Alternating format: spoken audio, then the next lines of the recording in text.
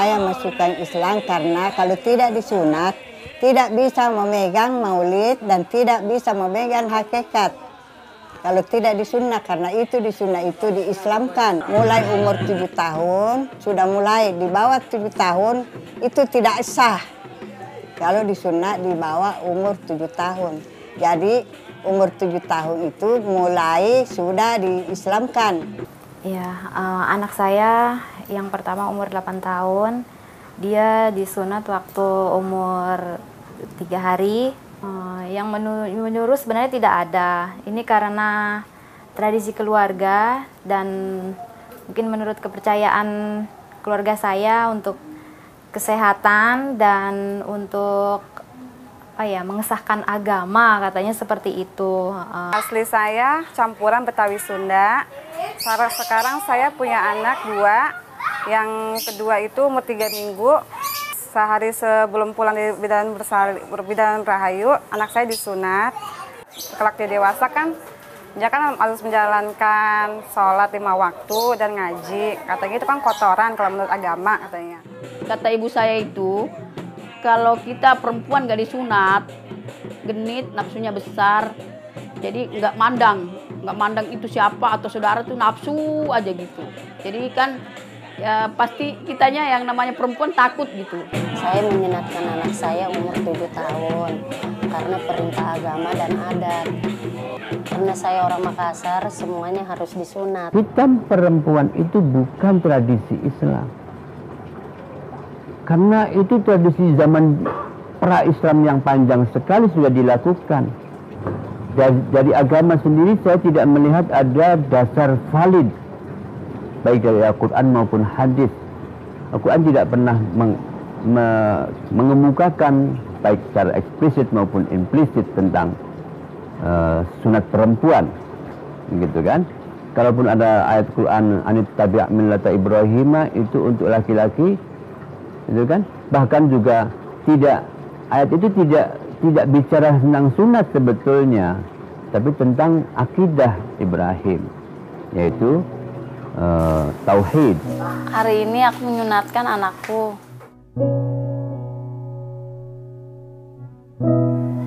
Zaman dulu kan aku disunat, ya ikutin tetangga-tetangga juga sih. Mau minat sama sunat. Oh gitu, kita masuk dulu ya ke ruang praktek Ibu ya.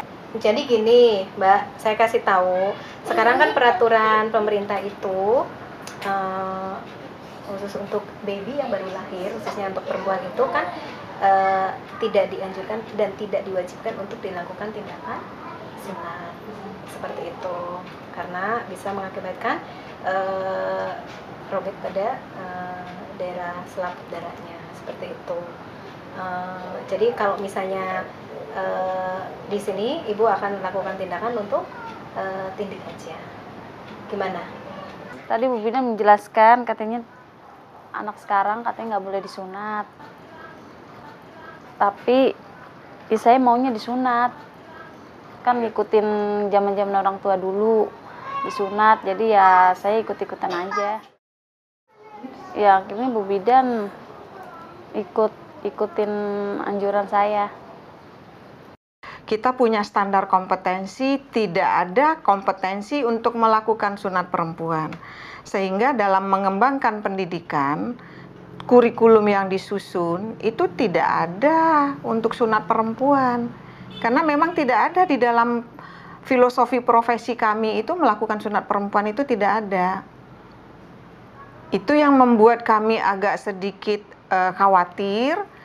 Bidan-bidan ini selama pendidikan tidak pernah diajarkan bagaimana cara melakukan sunat perempuan.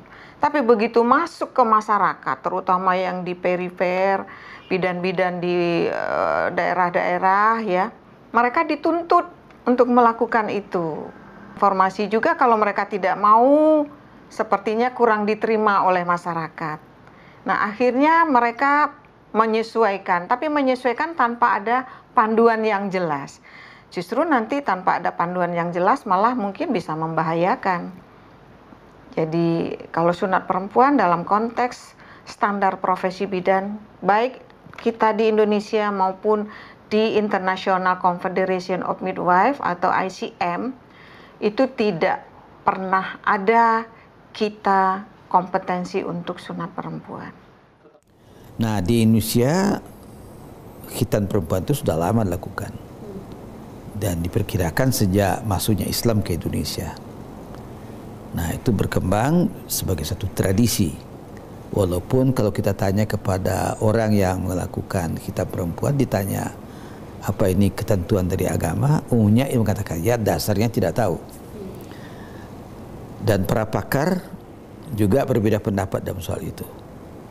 Jadi ada yang mengatakan itu wajib, ada yang mengatakan itu sunnah, ada yang mengatakan tidak. Itu tidak akan tetanus karena ada juga obatnya itu kan, jadi tidak bisa tetanus karena sudah disediakan memang itu untuk kayak seperti alkohol, tapi tidak pakai alkohol, cuma pakai daun sirih. Ya, daun sirih, pinang, itu ditumbuh baru ditaruh di situ. Kira dari perspektif anak, salah satu prinsip pelindungan anak itu kan mendengarkan pendapat anak gitu ya. Kalau memang anaknya sudah, kan ada juga praktek sunat perempuan yang sudah agak gede anaknya. Memang kebanyakan pada masa bayi begitu ya. Tentu saya kira orang tua, kalau dalam konteks undang-undang perlindungan anak, orang tua, negara dan masyarakat wajib melindungi anak begitu ya. Dalam konteks ini kan seharusnya orang tua pun ketika akan melakukan sebuah tindakan harus melihat betul bahwa apa yang dia lakukan apakah sudah melakukan perlindungan anak atau belum gitu. Ketika dia kemudian dalam hal ini memang anak menjadi pihak yang sangat lemah, apalagi dalam kondisi anak yang kebanyakan masih bayi dilakukan sunat perempuannya begitu ya. Itu menjadi hal yang sulit untuk anak-anak, sehingga memang hal ini menurut saya negara yang wajib melakukan pelarangan. Lebih banyak ulama yang menyatakan ini hanya tradisi begitu ya, sebagaimana Mesir misalnya. Sudah jelas Mesir yang dengan dialektika keislamannya cukup banyak itu sudah melarang. Bagaimana mungkin Indonesia yang bukan negara agama kemudian malah justru seakan-akan menganjurkan begitu. Di Indonesia sendiri berdasarkan penelitian dari Ibu Mewita dan saya sendiri, khitan perempuan lakukan hanya semata-mata seperti menindih atau menggores sedikit, tidak sampai pada memotong habis dan sebagainya.